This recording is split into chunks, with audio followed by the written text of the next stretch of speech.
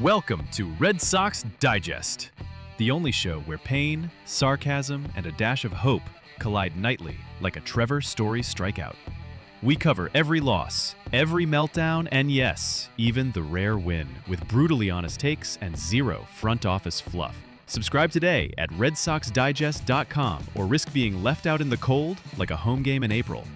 And now, here's the crew at Red Sox Digest. Good evening, sports fans, and welcome to another edition of Red Sox Digest. I am your host tonight, Jim Dalfino. I'm sitting here sweating bullets over a series with the Sacramento A's, a franchise so dead they play their home games at Spirit Halloween stores. They're so bad they draw fewer fans than a Tuesday night bingo game at a church basement. Yet somehow, in this wild card knife fight, they feel like the final boss. Only in baseball does beating a team with 80 losses feel like trying to land a plane with one wing. Joining me tonight is the illustrious Nick Face, the human rain delay of Red Sox Twitter. Nick hates losing so much, he's pre-mad about the rest of the series.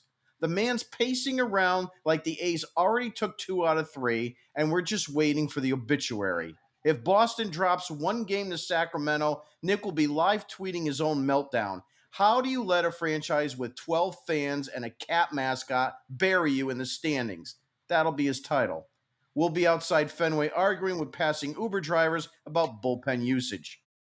Also joining me tonight is Nick Diamond, a guy who treats every Red Sox game like it's a Fenway tour package. He's the dude pointing out where Ted Williams' homer landed, where Manny cut off Damon's throw, and now he's warning everyone that if we lose to the Oakland A's, the whole tour shuts down. Diamond's convinced the wild card hinges on whether some rookie from Oakland can find Pesky's pole. Let's get into it. Your Boston Red Sox are now 82-69 and fading fast in the wild card race. Top of the first, Oakland gets a hit off Alex Bregman's glove. Yeah, Bregman, you think the guy could get a good at catching things, considering his whole Astros career was built on stealing them. Early strikes out Kurtz, who looked so lost you'd think someone put him in the wrong sport. Bottom one, Trevor Story singles, steals second, his 29th swipe of the year. The guy runs more than Uber Eats drivers in a snowstorm. But then Narvaez strikes out. If you listen closely, you could actually hear the sound of momentum dying, like a balloon squeaking out a last fart of air. Second inning, the A's get a single, then immediately picked off. Oakland's offense, sponsored by Clorox, because they sanitize themselves out of every rally. Then, in the bottom half, Sox load the bases, Eaton, Sogard, and Duran are on, and what do? Strikeout, double play, inning over, classic Sox. If baseball had Yelp reviews, Fenway's offense would be 2 stars. Food's good, but the staff never shows up. Third inning, finally a run, Narvaez doubles, Ref Schneider scores, and the A's center fielder plays it like he's auditioning for Dumb and Dumber 3. Sox go up 1-0, the dream lasts all of 3 innings. Sixth inning, here comes the bullpen. Weiser waddles in like he's about to fix your Wi-Fi, then serves up a game-tying double to Tyler Soderstrom, a guy who sounds like he should be selling insurance in Minnesota, not ruining your Tuesday night. Next batter, RBI single, A's lead 2-1. Fenway went from Sweet Caroline to check please in 5 pitches. Final innings, Sox offense completely disappears, vanished, witness protection. It's like they left early to beat the traffic. Bregman, ground out. Romy Gonzalez swinging like he's trying to swat a mosquito. Story, 3 hits, but apparently it's illegal for teammates to join him. The rest of the lineup may as well have been cardboard cutouts holding bats. Your final score, A's 2, Sox 1. You just lost to a team whose stadium literally has possums in the walls. A team whose fan base could fit inside a Dunkin' Donuts drive-thru. Congratulations, Red Sox. Hope you enjoy seeing this on one of the season highlight DVD titles called What the Hell Was That? Now, it's time for Nick Face's Word of the Day. And now it's time for Nick Face's Word of the Day! I'm going to open this up to you guys here a little bit too after I give you the word, because I want to hear your take on your stance on this word for select players on this team that are this thing. So this is going to be open-ended here, and I want to see if we're in agreement on these particular players. Here's the word. It's called ball player. This team lacks ball players so badly that can play the game the right way, that mentally know their awareness of what's up, whether it's in the field, at the plate, whether it's hustling down the line, whether it's making a solid fundamental heads up sort of game changing play. I can name Alex Bregman, even though he is god awful right now. I can name Trevor Story. I can name Garrett Crochet. I can name Aroldis Chapman. And I'll even give you Garrett Whitlock right there. I have a lot of suspects on my list with this word of a ball player, but I will tell you definitively the names of players who are not ball players. Number 1, Jarren Duran. Number 2, Wilyer Abreu. Oh, excuse me, IR Abreu. Connor Wong. I'll even put Romy Gonzalez into that. I'm not taking away what he's done this season, but is the guy really a ball player? Nate Eaton. Is he a ball player? Those are some names on my list right now of at least some of the guys that are in the lineup. Now, when it comes to pitching, Greg Weissert. Is that a ball player? You make your own mind up of that. Jordan Hicks. What do you think of him? Brennan Bernardino. How's he? Who else can we name for pitching? There could be other names, but I don't want to steal the show here on this entire segment. So I want to open it up to Nick and Jim to help us define what a ball player is. Nick, I'll let you go first. Somebody that, well, when you get to the big leagues, you should know those fundamentals of baseball. You should know what base to throw to. Unfortunately, that's not how it's taught anymore. So there's a lot of guys that are just talented baseball players and talented athletes that are not growing up being taught to be real baseball players. So I think that's what you're talking about right now. David Hamilton's probably the biggest in my mind. And I forgot that. Shame I on me really because think I'm trying to he's the block. guy I'm trying to block him messed out of my up mind. multiple times this season, and it's the same thing over and over again. So he's not learning from his mistakes. Nate Eaton, still that play at third base. Actually, there's been multiple plays at third base where he's just been horrendous this season. So that's one of them. Yeah, and then I'll let Jim keep going on, but yeah, David Hamilton's my biggest one. Nick Diamond also tonight too. When you look at the Sogard and Nate Eaton play, okay. Again, you've got two guys that are not naturals in the position that they're in, and the communication obviously suffered there. That ball should have been caught. And again, you can't give, I don't care if it's the A's, I don't care if it's the Yankees. You can't give teams extra outs. And when you start doing that, it's going to come back to bite you in the ass. And this is the problem with the roster construction of this team.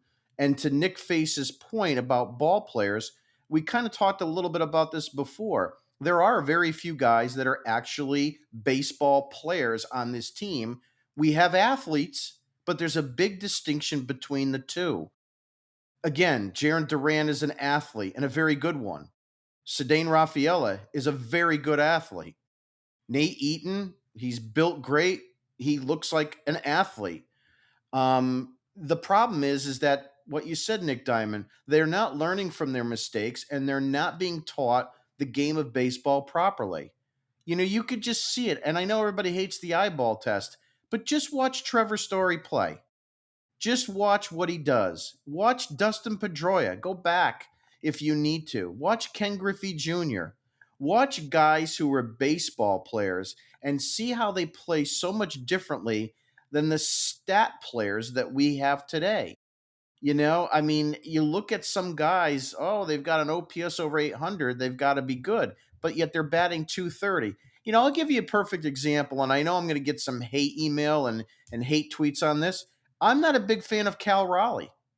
I know he just hit his 55th home run today, and now is the all-time leader in home runs for a switch hitter. But I'll be honest with you, he doesn't move the needle for me. And I know a lot of people are going to be like, what are you talking about? He's just fantastic.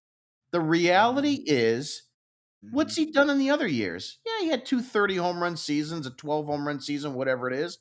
I'd much rather have Aaron Judge 7 days a week and twice on Sunday.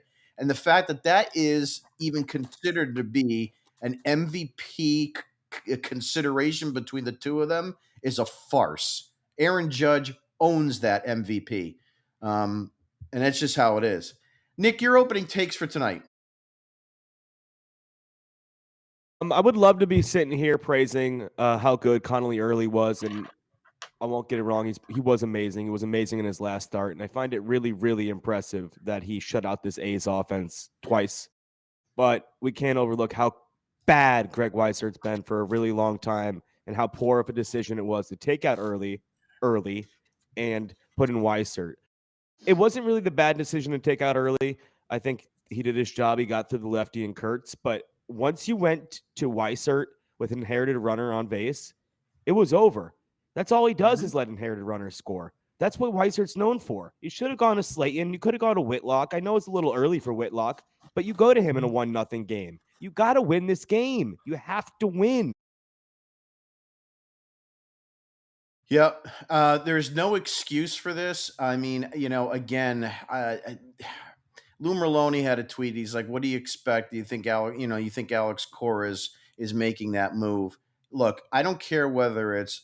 I can't imagine that the on-field manager is just sitting there and waiting to hear from Craig Breslow on who to bring in that particular instance. If he is, then this team has really got more problems than we even know. But the bottom line here is that you have to know, Alex Cora, that the pitcher you want to bring in is letting inherited runners score like, hotcakes at IHOP. You can't let that happen. You've got to bring in a guy like Justin Slayton, Justin Wilson. I don't care what it is, but Greg Weisser is basically, I don't know if he's still on the Yankees. Maybe he is. I don't understand it. He is completely useless, and people are going to point to, well, he's got a 2.93 ERA. He's pretty good. Yeah, but his inherited runners are the problem. And that's another issue with how guys are graded with an ERA. I'm an ERA guy, but I also hate the fact that inherited runners aren't tagged to that reliever. And I think that's something that needs to change in the future. Nick Diamond, your quote. Go ahead. Just not really a quote, just bad news. The Guardians just took the lead and won in the 10th inning, scored 4 in the 10th. So that's bad for the Red Sox. It is. Yeah. They was tied 3-3 in the 10th at one point. Moving along, I'll talk a little bit about more with this game. And you look at the I'm having a little bit of a computer issue here. Hold on one second. You look at the tonight's game, and I am having a bit of a computer thing here, so bear with me. Talking about Connolly Early, I know that the Red Sox want to go ahead with these rookie guys and watch their innings pitch total and so forth. But you know what? This is not a Connolly Early thing. This is not a Peyton Tolley issue. This is a Red Sox management problem, and this is why you needed to go out and get another impactful starter at the deadline. Nick Face, your thoughts? Well, I tweeted when Weissert gave up the game, basically. And we're going to talk about a person that's definitely taking the crown tonight of our dugout dipshit later. But my whole take here was Alex Cora asleep at the wheel, putting Weissert into the situation here, when I thought about it again and said, we should have just extended Early a little bit more. I don't get why he had to pull the plug so early there. No pun intended. But it really made me mad more so after the fact. I guess, Nick, you already brought it up at one point. You said he kind of reached that point where he had a good start. Everything was fine from there. But you should have pushed more. And that's your manager right there. And your manager fell asleep at the wheel once again, putting trust into guys where he shouldn't be. This is pretty much right now a doomsday effect after you just lost here to the A's. Right now, I don't like to be looked at as the know-it-all or the guy that can predict the future or the one that says, hey, I told you so. I don't want to do that. But right now, this is 2011 all over again, guys. Until proven otherwise, you can't tell me otherwise right now. This is a tailspin. This team is worse than the 2011 team, and yet we're trying to fill gaps with players that have no business being in Major League Baseball. At least the other team, when they collapsed, they had proven commodities. I've mentioned this before. You had guys that had a proven track record that could get the job done. Now, I know there's guys that are hurt. I get it. But you did diddly squat at the deadline. You could have improved this team in all different facets, but you didn't. And now you're putting your trust into guys like a Nate Eaton, a Nick Sogar, Romy Gonzalez being overexposed. You're putting your trust into continuing with whatever you're doing with Ceddanne Rafaela, one of the worst hitters in baseball this second half. I am not taking away the glove. The glove is Gold Glove-esque. I get it. But guys, I am done with having another player that's a Jackie Bradley Jr. I'm done with it. I'm happy for the glove. But when you have a lineup that's constructed where you can't get away with your number 9 hitter not doing anything, you can't afford it anymore. You just can't. And we've talked about it again a few times, but Alex Bregman really needs to be talked about right now. Because if this guy thinks he's opting out and finding $40 million a season over 5-6 years on the open market, ha ha ha ha ha to the sucker that wants to take that. I'm all set. Great leader, great everything that he's been here. There's other fish in the sea. And this team has desperately got to improve something this offseason to give me some star power that can consistently get something done. I'm at the point where it's painful to watch the Red Sox. It's painful. I'm not looking forward to the games right now. I'm going to be brutally honest with you right now. I am not looking forward to seeing what the lineup's going to do or not do. Pitching-wise, I'm okay with the starting rotation. I was looking forward to early tonight, 100%. He did everything that you wanted to do tonight in his second outing. He did exactly what Peyton Tolley did not do. Early proved that he can get the job done and you can count on him. I like his command. I like his stuff. I like his poise. No moment's too big for him. And I think that's a big takeaway here with trying to figure out your future here for pitching. Something that we haven't had in a long time. I am very happy with at least what you saw there. But you really, back to the original question, you needed to extend there. And shame on Cora for continuing to put Weissert into these situations. I don't give a crap if that's the best you got. If that's the best you got, you're not going anywhere. You're not. It's just sick.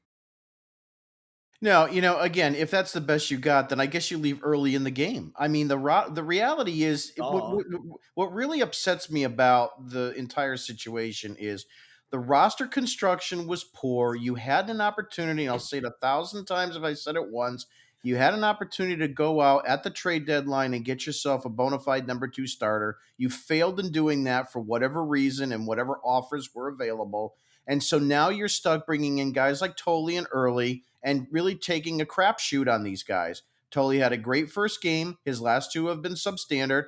Connolly Early has had 2 good games, one away, one at home in front of the Red Sox crowd at Fenway. He was able to handle it, to your point, Nick Face, and he actually gave you a really good start, and it's something to build off. I know it's the same team, but you would think that a team that sees the guy twice in a row might be able to get some stats on him. Well, they weren't, okay? He was still able to command his fastball. He was still able to get 7 strikeouts and had 16 outs in the entire ball game. So I give him a lot of credit.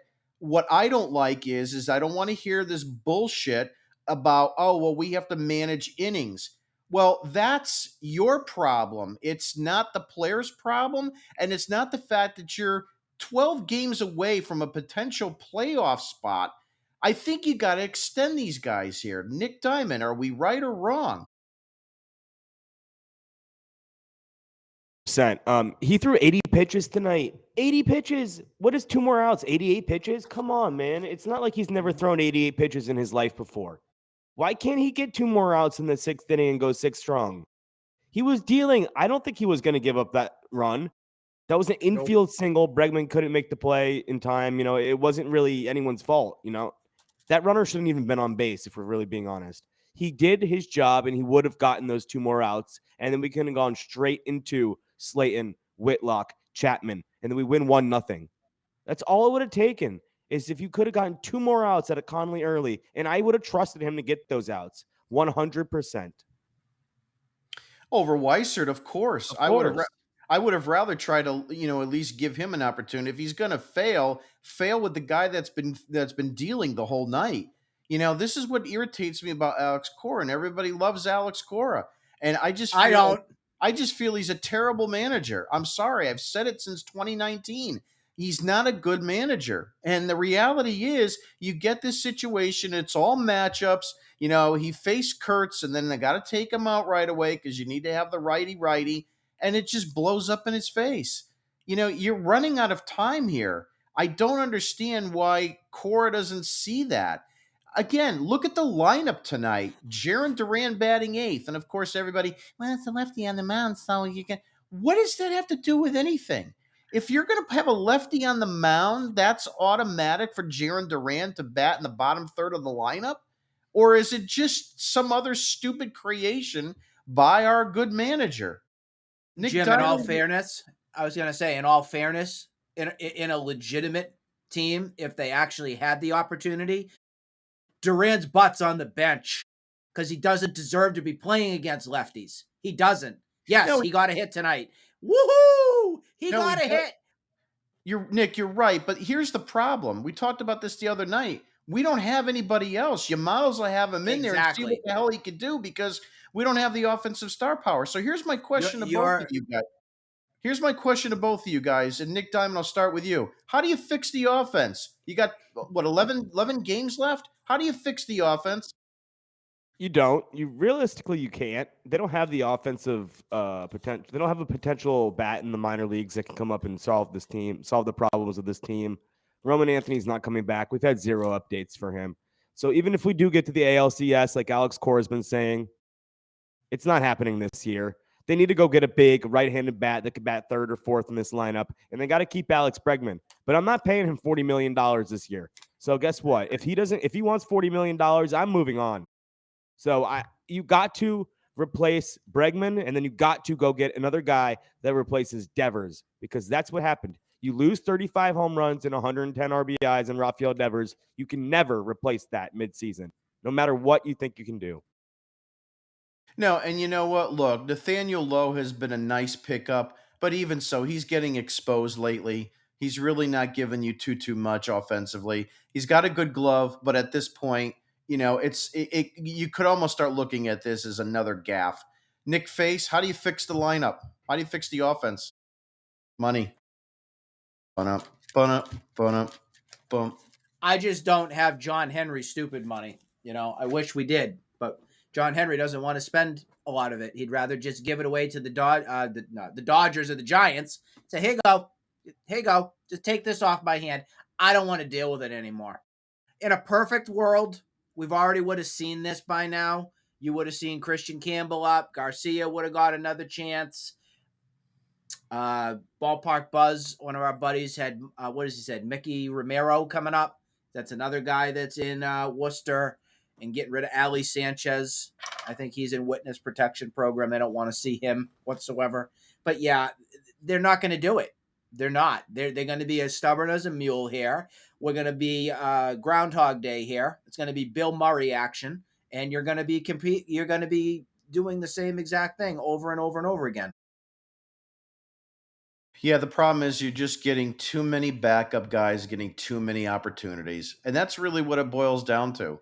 That's why you're not scoring runs and you're not having consistency, because to Nick Diamond's point, you don't have a guy in the middle of your lineup that you can almost check the box. that's going to hit 280, 35 home runs, and 100 RBIs. You don't have that guy. I mean, let's face it. Even when Bregman came in here, and we were all for Bregman, this is not a Bregman bash, but did you honestly have any idea what he was going to give us? Was he going to be the 40 home run Bregman? Was he going to be a 17 home run Bregman? We really didn't know what to expect out of him, and it was a pillow contract. Is he going to opt out? I don't know. I have more faith in Story opting out than I do Bregman opting out, because Story's been a force. He really has. And, it looks like we just lost Nick, but he'll probably be back. Maybe he went to go get a Fenway Frank. But this is the issue. How was that Fenway Frank? You pretty good? I'm back. I'm alive. Yeah. Sorry. Yeah, that's all right. I missed you. I know. Everybody did. So that's the issue, in a nutshell. Moving along a little bit more update. Nick Diamond on Wilyer Abreu. Now we're hearing that he can't even walk across his bedroom floor. He's still hurting. So where we go with him on air? Are we even going to see him again this season, Nick? At this point, I'm not counting on it. I hope we do, because we need him. We need any offensive potential we can get, any production possible. We need it. But I'm not expecting him to come back after what he's put us through. This is like 3 weeks delayed. We thought he was coming back a while ago. They said the Yankees series. They said the series before that in Arizona. This isn't going to happen. I'm not expecting anything from him. When he does come back, if he does, he's not going to go on a rehab assignment. The only thing I'm expecting from him is good defense in right field. And that's it. And I don't even, if he doesn't come back, whatever, we're going to go out there with this team, with the Nate Eatons, the David Hamiltons, and we're going to try our best. But is Wilyer Abreu really going to make that big of a difference? No, he really isn't. He's not Roman Anthony. He's not Rafael Devers. He's Wilyer Abreu. He'll run into a home run or two. He's going to strike out a lot. He's a good outfielder, but that's it. He's not a difference maker in this lineup. And realistically, he's probably worse left-handed. He's probably worse against lefties than Jarren Duran. And we're talking about benching Jarren Duran, too. Yep. They're both bad against left-handed pitchers. Yeah. Nick Face, your thoughts? Wilyer Abreu is just another average kind of guy that has a decent amount of chance to hit the long ball. He's got a lot of holes in his swing from what I've seen, and he can't hit left-handed pitching. Another thing that another outfielder of ours can't do either. Future here for this outfield, I don't want Wilyer Abreu. I don't want Jarren Duran. And right now, I really don't want Ceddanne Rafaela. I would make moves this offseason. I would do a total revamp of what we've seen right here. I don't know what they're worth. I don't know what you can get. But the whole song and dance here with Wilyer Abreu right now at this point is embarrassing. It's embarrassing for the team. It's embarrassing for the player. And we're left here kind of twiddling our thumbs. Oh, what's the Wilyer Abreu update today? Can he walk? Can he move? Can he swing? Can he do a damn thing? Oh, breaking news. He just lifted a spoon and ate ice cream for the day. I'm all set. I don't need it anymore. I don't need to have a player on my team I can't count on. I can't do it anymore. And even if he does come back, say the last week of the season, talked about this, I think, on Saturday's show. You are not going to get much production from him right off the bat. He's been out for over a month. It's going to take time. It's going to take patience. I don't have that. I don't know about you guys, but I don't want to see it. He's done for the season in my eyes.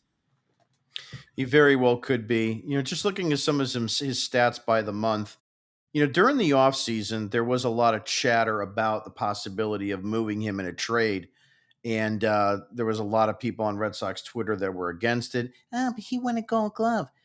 The reality is that he started off very strong, and he's faded very, very badly.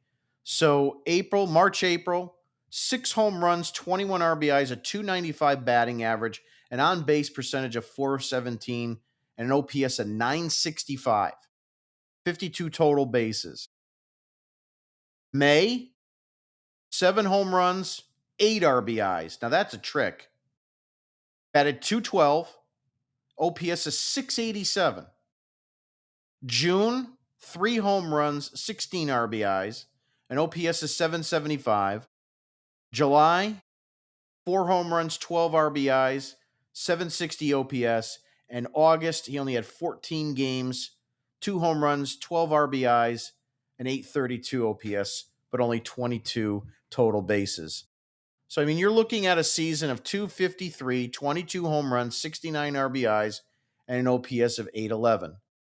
I mean, I think he could definitely be a guy that you could trade in this offseason still, and probably because of the term that he has, be able to get something.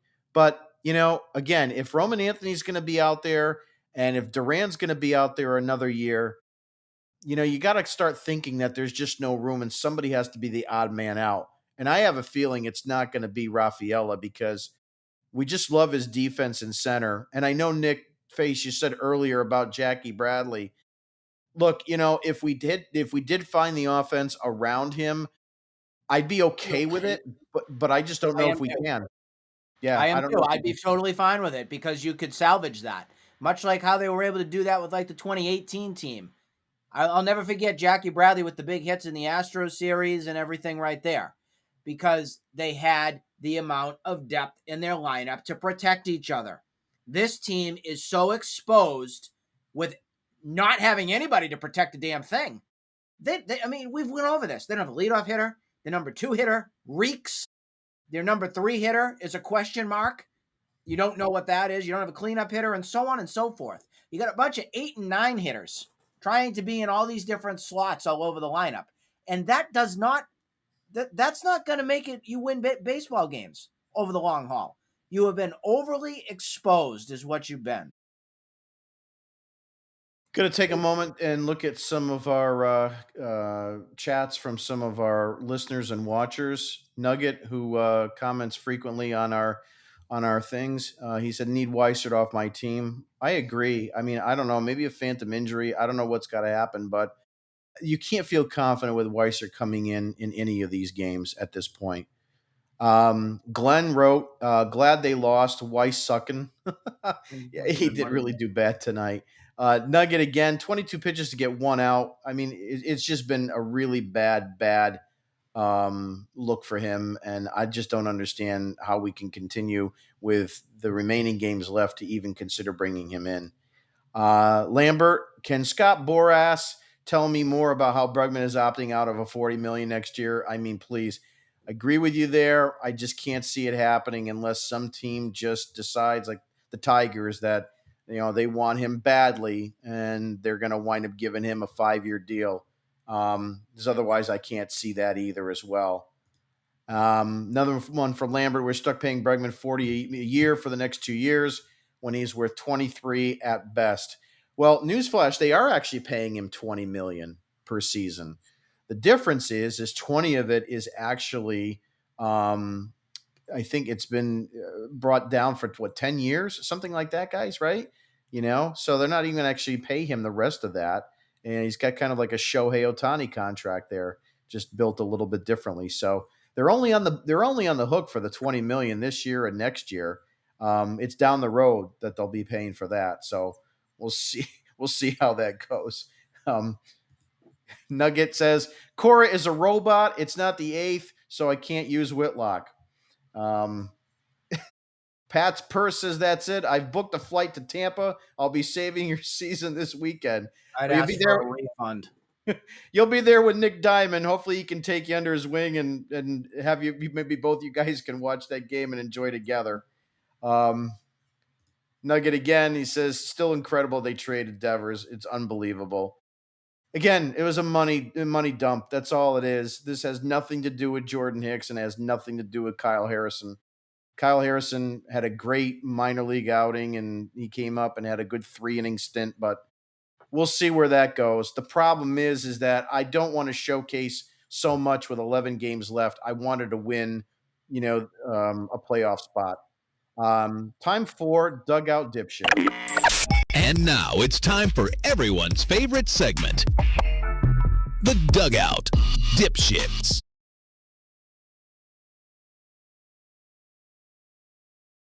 And Nick, I'll let you take this one. This one took the cake here tonight, guys. Story is king, handle of Prince Yoshida 7. I think that says it all right there. When you have a handle that says Prince Yoshida, I'm never going to take you seriously. So I don't typically swear on Twitter, and if I'm mad, I'm gonna let out the big words, and I did tonight. What the blank are you doing, Red Sox and Alex Cora? Gutless, managing, and inexcusable when you are fighting for your life to make the playoffs. Exactly why I said all week long that this team is not making the playoffs. I'm so done with this blank hashtag Red Sox. So Mr. Prince goes, "Oh, you're done? Oh, no. Franchise may never recover from that one. Early has never thrown this much in his life. Oh, poor baby. They're going to manage his workload. Every team does it. Not going to risk hurting a promising arm. Get over it." You know what, Prince Yoshida? I'm over you.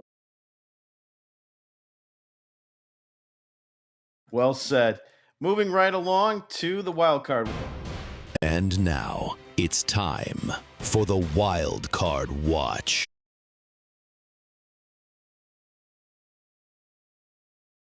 The Wild Card Watch is powered by Shaw's Grocery Receipt Paper. The only thing longer than a sock September is your checkout slip. Shaw's reminding you there's always another coupon and another team beating down our neck in the standings.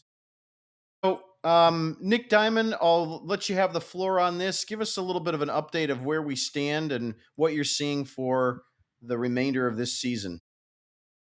So it looks like by the end of tonight, the Red Sox will be solely in the third wild card spot, which would mean they would go on the road if the season ended today, go on the road and face the winner of the American League West.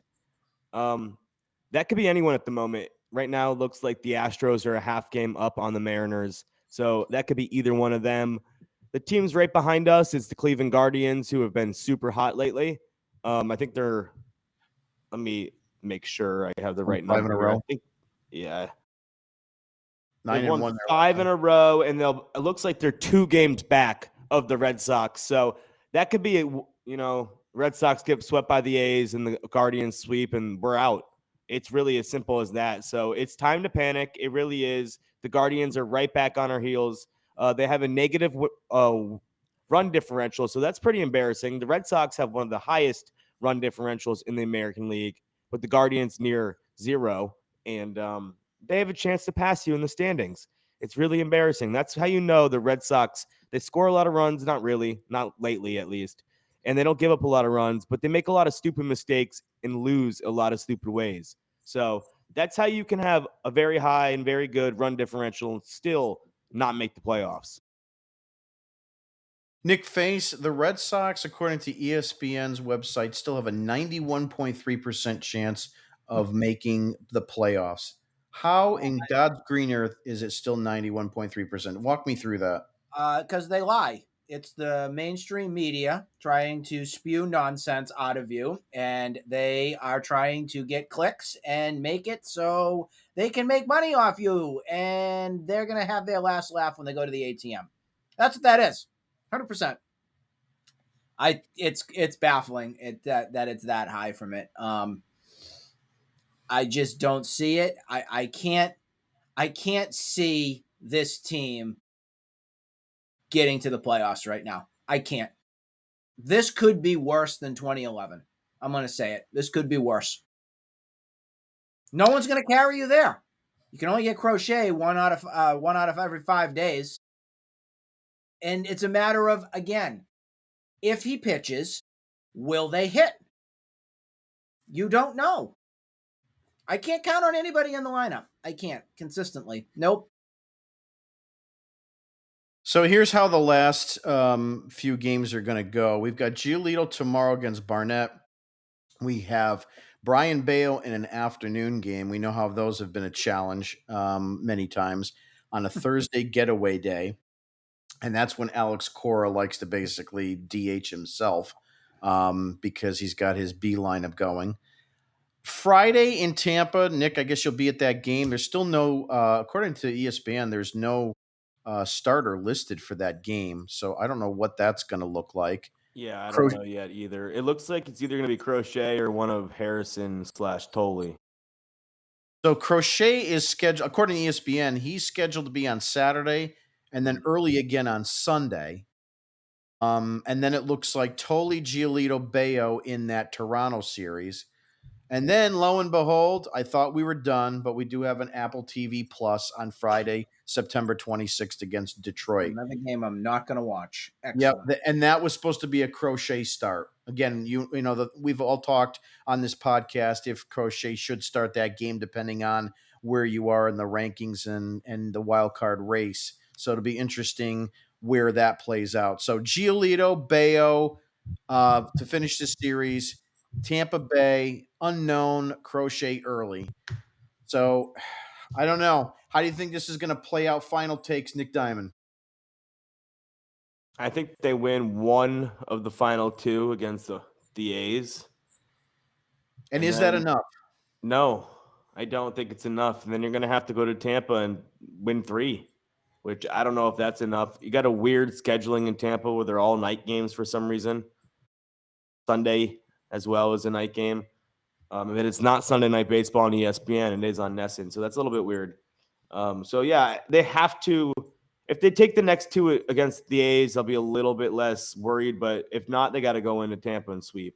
Like, that's the only way, because I don't think the Blue Jays are going to let off the gas. I don't think the Tigers are going to let off the gas. They're going to still play to win. They need to win that home field advantage for the playoffs. So they're both still in it. So you've got to take care of the A's and you got to take care of the Rays, because I don't think those other 2 teams are going to let off the gas. Yeah, I mean, your Toronto Blue Jays are the top seed in the American League at 88 and 62. The Tigers are 3 off the pace, 4 in the loss column. And Seattle, who, again, 9-1, won 9 in a row, and they're winning big tonight. It's 10-5 now in the 9th.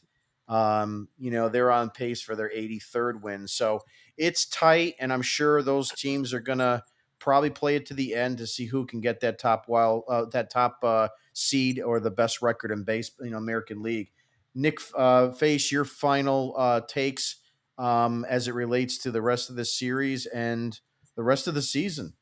Any of you see the quote that Alex Cora said at the end of the game tonight Not regarding his decision on why he pulled early? I want to quote it here, and I'll read it to you. So Alex Cora says that tonight it wasn't about the matchups, but, quote, the guy that was hitting.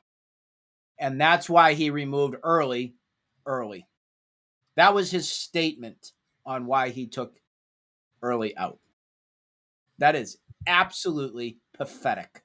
Isn't that exactly what the matchups mean? The guy who's hitting? Wasn't it Brent Rooker, the right-handed guy who smashes lefties? That's exactly what he means. That's matchups. You needed the righty to face Rooker. Yeah. He can't even make up his own lies and remember what the hell he's talking about. That's Alex the problem. Cora doesn't know how to manage. That is the problem here. He got away with 2018 looking like a genius. And now we're what? 2019? 2020 got suspended. I wonder why. 2021, 2, 3, 4. We're now what? 6 seasons into this? And it's for the most part been deja vu. Well, he doesn't know how to manage a staff, pitching staff. He still doesn't know have a general sense of when the right time it is to bring a guy in from the bullpen, outside of it's like Chapman when you're closing. It's all about matchups and finagling and finesse and roll the dice. And, oh, this is my leadoff guy tonight. Oh, this is who's going to be my 7th inning guy tonight. Let's shake it one more time. What does the magic 8 ball say? Oh, it looks like I got to go to Weissert now after early. That's what he does. And it's not acceptable anymore. The more we keep stringing this along, the worse it's going to be to actually improve, to start getting back to championship Red Sox baseball. It's got to change. And I don't see a lot of that happening in this offseason because you've got a lot of moving parts. I know they got Chapman coming back. We're going to make a lot of excuses, Jim, is what's going to happen. Oh, Roman got hurt. Marcelo Myers down. We didn't have Tanner Houck. Cutter Crawford was hurt. We didn't have him. It's going to be that. Bregman was hurt for a long time. We had no Tristan Casas. That is exactly what's going to happen. Yeah. And then this is scaring the crap out of me. It should. I don't know how much longer I can take on doing another season of this, of dealing with complacency. I don't know how much longer I can do it. Yeah, because I'm telling you right now, you are facing the possibility of a lineup next year that's going to have Duran, Rafaela, and some combination of Roman, Anthony, or Abreu, as it's constructed right now. Mayer at third. You could have somebody at short if Story opts out. You could have Campbell in there. You could have Tristan Casas at first base. And whoever's not in the field could be your DH. So this could be a very poorly constructed team next year as well, and one that's going to be a lot cheaper. So, we'll have this conversation obviously again as, the end of spring, the end of the signing period ends and we get kind of like into pitchers and catchers, because at that point, most of the signings are done. But I don't want to say I told you so, but I'm telling you right now, as of September 16th, be in big fear for what next year's lineup is going to look like, because I really think it's going to be worse than the 2025 lineup. So, and this lineup has been very questionable. But that's all the time we have for tonight. I'd like to thank Nick and Nick for joining me. If you haven't had a chance yet to go and sign up for our newsletter, it's right there on your screen, redsoxdigest.com. You can go there and get a free subscription. You can also get a founding member subscription as well. We'll put you on the broadcast. And Thayer also has his Fenway flashback showcasing the 1975 season. So definitely a great read. Go ahead and take a look at that. We will be back with you on Thursday, where we'll wrap up this series against the A's. Hopefully we get 2 wins out of here and a little sigh of relief. But right now, if you're a Red Sox fan, if you're watching, listening, or you're on Twitter or whatnot, there's no possible way that you can feel confident about what you're watching right now and how you're feeling. So we'll see how it goes, and then we'll also preview the Tampa series. Have a good night, everybody, and we'll see you Thursday.